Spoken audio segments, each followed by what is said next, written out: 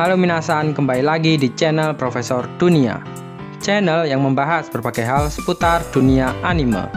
Dan kali ini Profesor Dunia akan membahas 8 anime dengan tokoh utama dihianati, lalu menjadi sangat kuat untuk balas dendam. Yuk, daripada penasaran, mending langsung aja kita tonton 8 daftar berikut ini.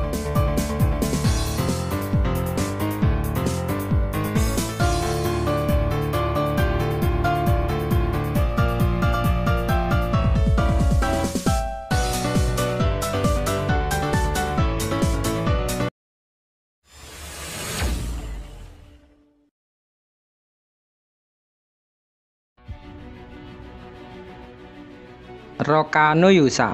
Ketika iblis bangkit dari kegelapan, Dewi Takdir memilih 6 pahlawan dan memberi mereka kekuatan untuk menyelamatkan dunia. Adlet, seorang anak laki-laki yang menyatakan diri sebagai yang terkuat di bumi, terpilih sebagai salah satu dari Roka no Yusa, 6 pahlawan bunga, dan dia pergi menuju titik pertemuan. Tapi di sana ada 7 orang yang berkumpul. Para pahlawan mencurigai orang ketujuh sebagai musuh, dan kecurigaan tertuju pada Adlet.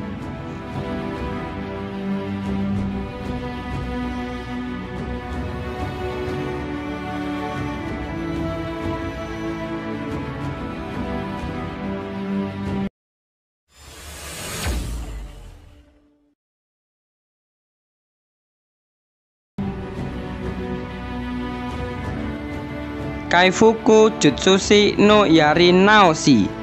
Anime ini akan bercerita tentang Kearu yang bergabung dengan sebuah party. Di sana ia diperlakukan dengan sangat tidak adil, merasa bahwa ada yang salah.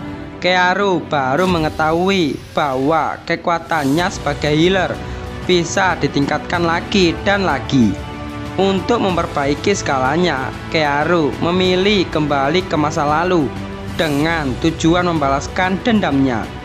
Dengan sihir penyembuhannya, Kearu mulai melakukan operasi balas dendam terhadap hero yang mengganggunya.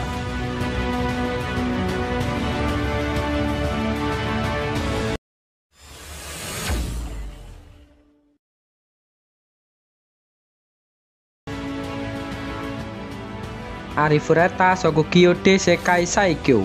Hajime Nagumo adalah otaku yang berusia 17 tahun.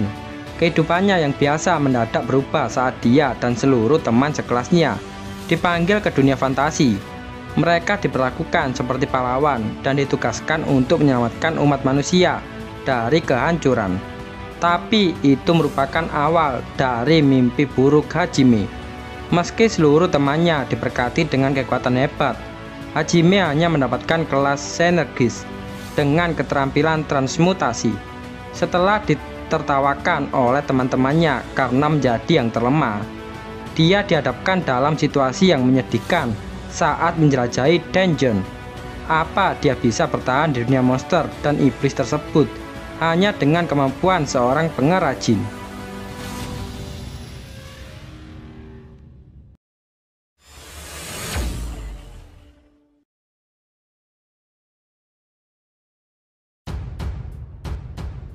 Deadman Wonderland. Sebuah gempa besar mengguncang Jepang dan menghancurkan sebagian besar wilayah Tokyo, menenggelamkan sepertiganya ke lautan. 10 tahun kemudian, seorang bocah bernama Igarashi Ganta dijebloskan ke penjara setelah insiden kejam di mana seluruh isi kelasnya dibantai secara sadis, dan Ganta pun dijadikan tersangka pada peristiwa tersebut. Hidup di penjara membuat kehidupan Ganta berubah drastis.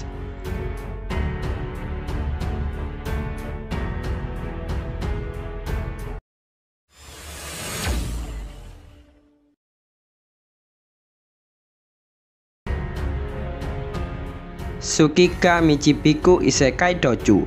Cerita fantasi ini berpusat pada Misumi Makoto, seorang anak SMA biasa yang dipanggil ke dunia lain sebagai seorang pahlawan. Sayangnya Dewi dunia itu menghinanya, menanggalkan gelarnya dan membuangnya ke ujung dunia. Saat berkeliaran di daratan tandus, Makoto bertemu naga, laba-laba, Octave, dan segala jenis spesies non-manusia lainnya. Karena dunia itu memiliki perbedaan lingkungan yang signifikan, Makoto mampu mengeluarkan kekuatan luar biasa dalam bidang sihir dan pertempuran. Dengan demikian, ia bertahan di dunia itu sambil melalui berbagai macam pertemuan.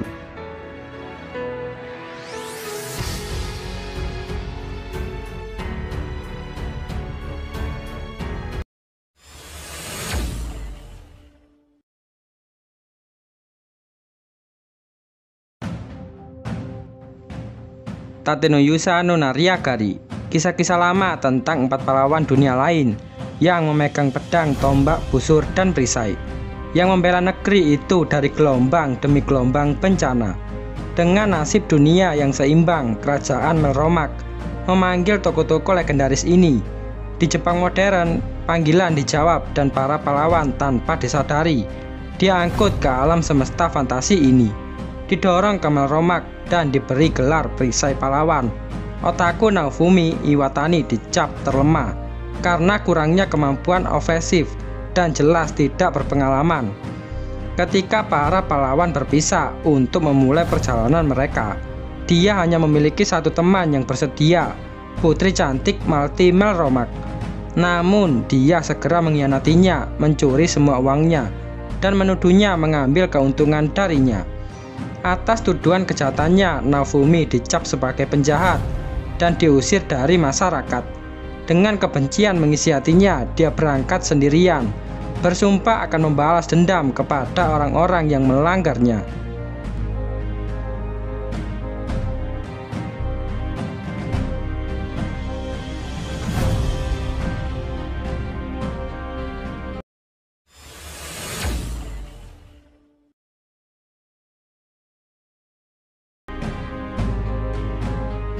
Vinland Saga bercerita tentang Thorfinn. Ia merupakan anak dari sang pejuang Viking terkenal Thors yang melarikan diri dari tempat asalnya.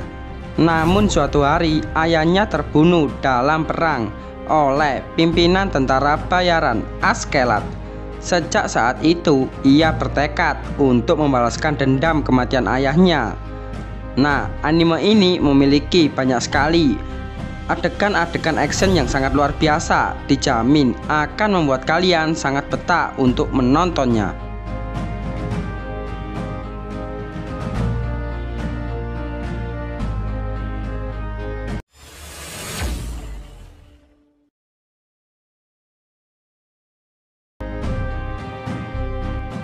Dororo, seorang raja samurai, telah menukar organ putranya yang baru lahir ke 48 setan dengan imbalan dominasi di medan perang. Namun bayi yang ditinggalkan itu selamat berkat seorang dukun yang memperlengkapi dia dengan prostetik primitif yang mematikan, yang digunakan anak yang bersalah untuk memburu banyak setan untuk merebut kembali tubuhnya sepotong demi sepotong.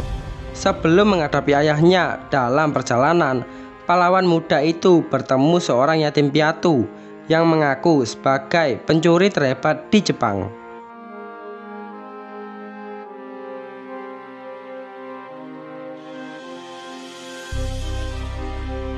Terima kasih sudah menonton video ini, dan jangan lupa like, komen, dan subscribe channel Profesor Dunia agar channel ini semakin berkembang.